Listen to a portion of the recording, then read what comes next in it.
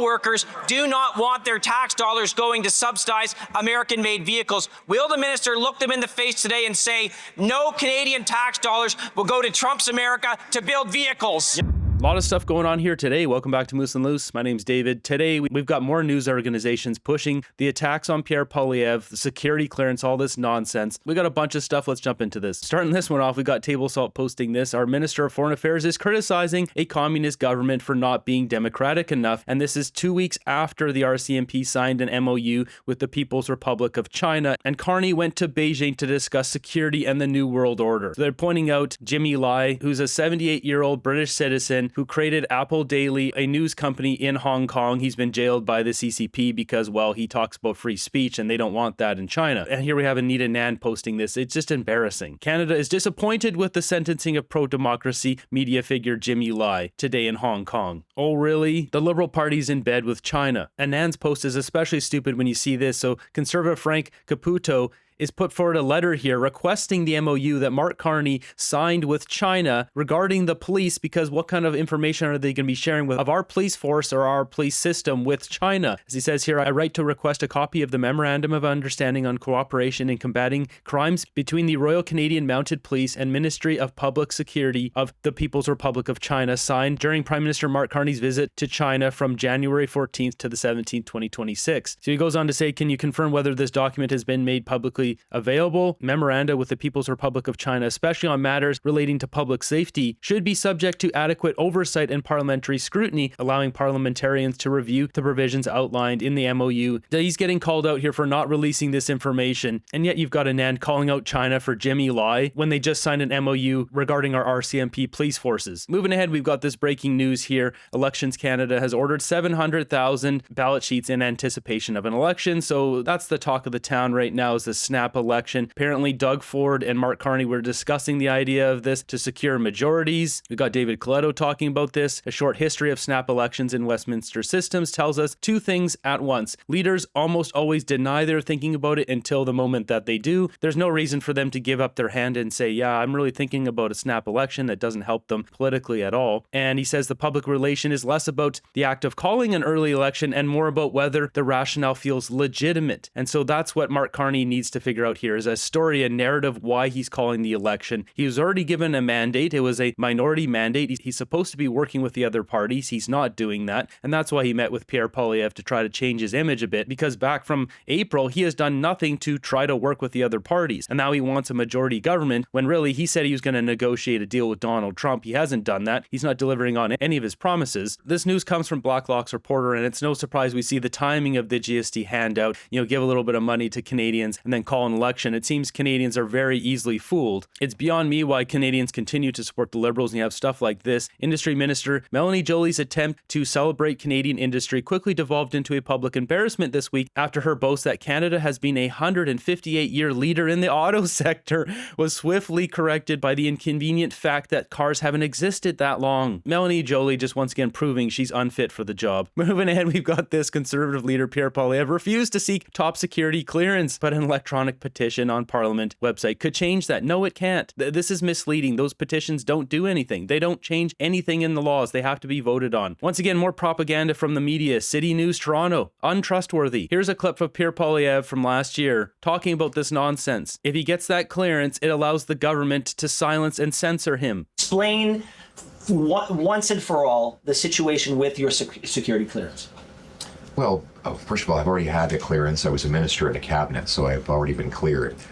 Secondly, what the Liberals have been trying to get me to do is sign an oath of secrecy so that I can't speak publicly about foreign interference without their permission, to get locked in to an oath of confidentiality, so that when an issue of foreign interference comes up, I have to risk criminal prosecution if I say something the government considers that it has briefed me on, even if I might have said it anyway. As he said at the beginning there, he's already been cleared because he's a minister, but of course they want him to get this other clearance because then that will silence him. The Liberals want to hide behind their bogus security clearances because they don't want Canadians to know how compromised they really are. That comment right there sums it up. Moving ahead, we've got quite the humiliating video coming from Elizabeth May calling out Mark Carney for essentially failing his net zero agenda. The worst performer on climate targets and greenhouse gas goals of any country in the G7. Let me just repeat this. Even the United States, after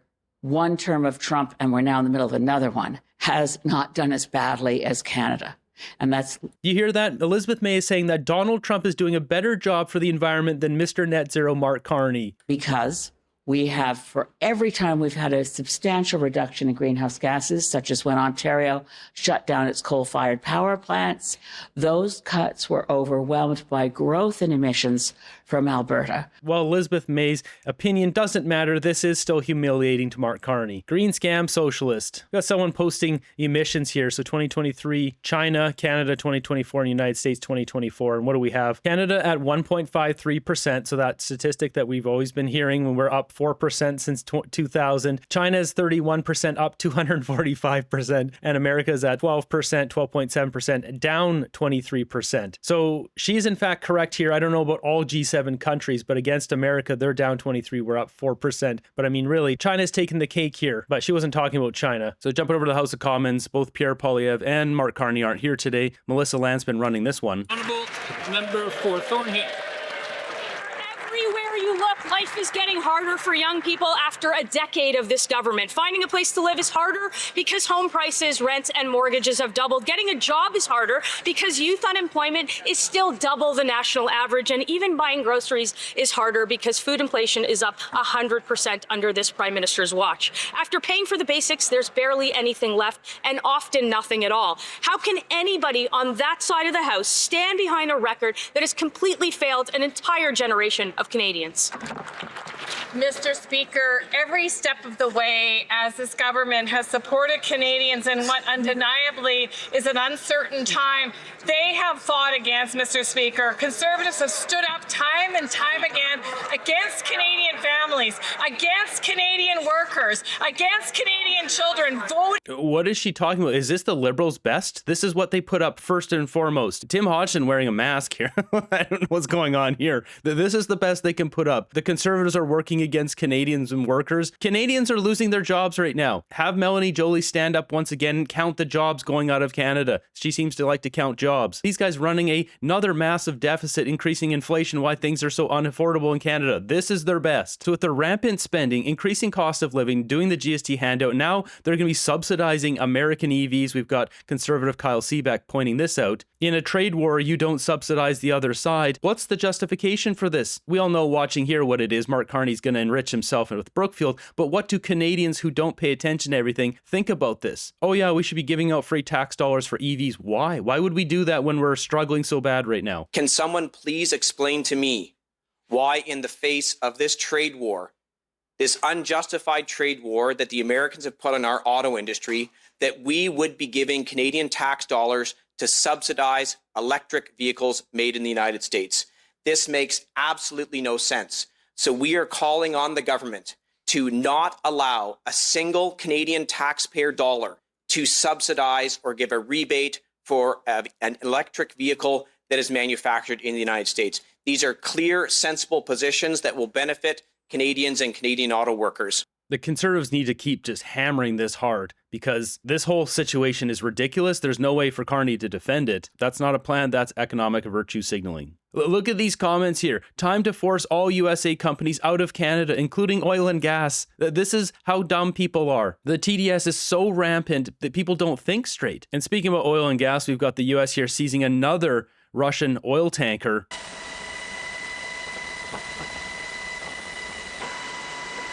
Yeah, it's getting interesting. Last week, the Liberal government announced $2.3 billion in subsidies to buy electric vehicles. Electric vehicles manufactured in the United States will be eligible for this subsidy. It is inconceivable that the Liberal government would launch a multi-billion-dollar taxpayer-funded program that will directly benefit the American auto sector at a time that Trump's tariff war has cost Canada 5,000 jobs and counting in our auto sector. Will the Liberal government reverse course and stop American access to this $2.3 billion subsidy? Yes or no? Good news. Last week we announced our auto strategy based on two objectives. First, making sure we support auto production here in Canada and supporting those who invest in us. So basically the companies that produce cars in Canada. And second, No, what they're doing here is increasing emissions standards, thus forcing gas-powered vehicles out of Canada. And then she talks about investments in Canada and building cars here, all that stuff. There's one vehicle that qualifies for their program. That's the Dodge Charger Cpac, which has abysmal sales. So in reality, most of the EVs being bought will come from America. And they're going to give Canadian taxpayers dollars to fund those American jobs, essentially. Making sure that we embrace where the industry is, which is electrification, and where it's going. So, Mr. Speaker, apart from the conservative, everybody has been in favor of it. Premier Ford, the unions, the industry, even environmentalists and consumer groups. Why don't they get The Honourable This is so ridiculous. They've spent tens of billions of dollars of our money on this already, and it has failed miserably. Let the free market decide. There's obviously a green grift here. I've already broken it down. Carney and Brookfield, all these shills going to be making millions of dollars off of this nonsense. If Canadians want to buy EVs, they can buy them. They're allowed to, but we shouldn't be forcing them on Canadians. We don't even have the infrastructure to drive these vehicles across Canada in a reasonable way. There's not enough charging stations. Our grid can't even support these vehicles, and that's why Carney wants to improve the grid. But I mean, this is not realistic. Mr. Speaker, Donald Trump, because $2.3 billion is now accessible to his auto market when his tariff war is costing our economy thousands of jobs. It is, again, inconceivable that the Liberals would manufacture a program that gives billions of taxpayer dollars access to the American market. Why would we subsidize the American auto sector at a time like this? Will they reverse course, yes or no? So the good news here is the audio is gone on Melanie Jolie's response. We don't have to listen to what she has to say with a smug look on her face. It does pick up here eventually. car companies who are being closed? We embrace the Japanese automakers. We'll do that, and we will endorse those who build EVs. We're going to embrace the companies that build EVs here. There isn't demand for the EVs. That's it. Canadians don't want to buy them. They're just working with the Americans at this point. This needs to be plastered everywhere. Carney is working with Donald Trump. He is not for Canada. It's very clear. This is not a policy that helps Canada at all. America when these Liberals announced their EV subsidy plan is Donald J. Trump. Yes. Let me explain. He has explicitly said he wants to take every single Canadian auto job and bring it down to the United States. And under these Liberals, he's succeeding. 5,000 auto workers have lost their job. The plant in Brampton that was supposed to build the Jeep Compass is now in the United States. So they are succeeding under these Liberals. Auto workers do not want their tax dollars going to subsidize American-made vehicles. Will the minister look them in the face today and say, no Canadian tax dollars will go to Trump's America to build vehicles? Yes. You know what we do on this side of the aisle? We look at people in the eyes and we say, we'll defend your jobs. And that's exactly what this auto strategy is about. This auto strategy is about supporting auto production in Canada.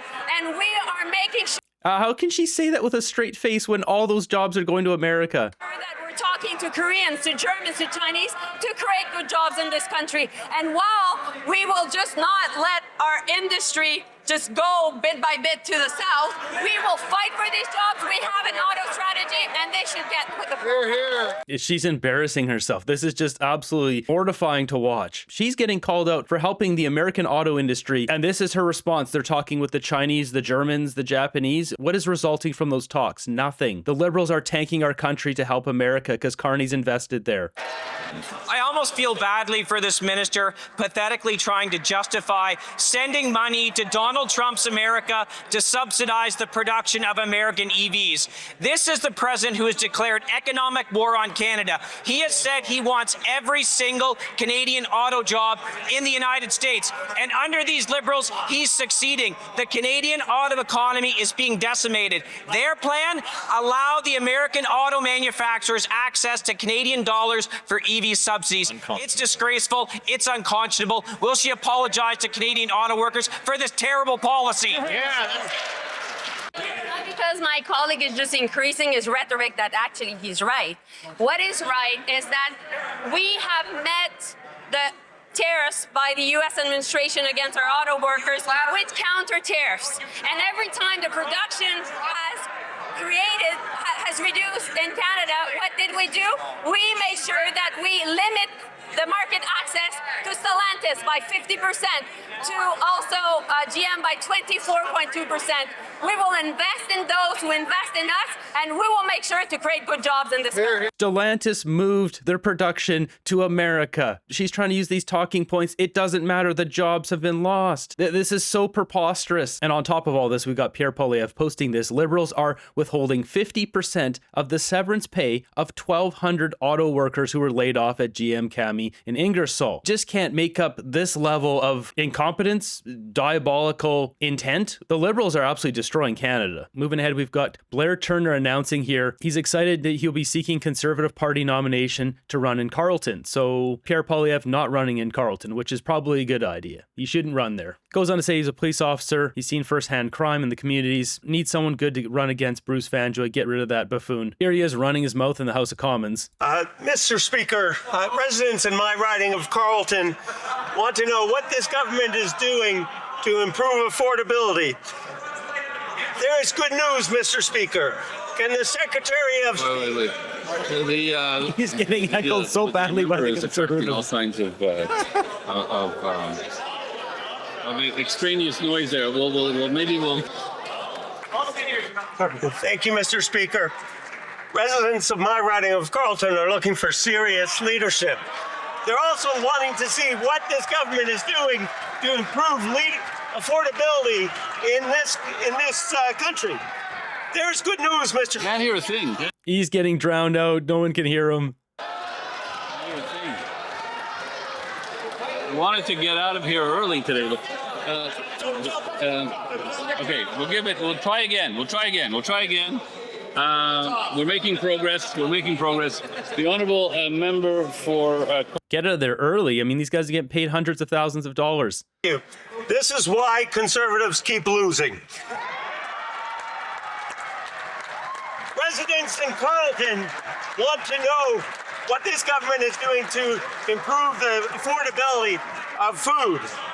There is good news, Mr. Speaker. Can the Secretary of State for CRA and financial institutions please inform this House of important measures the government is taking to improve affordability for Canadians?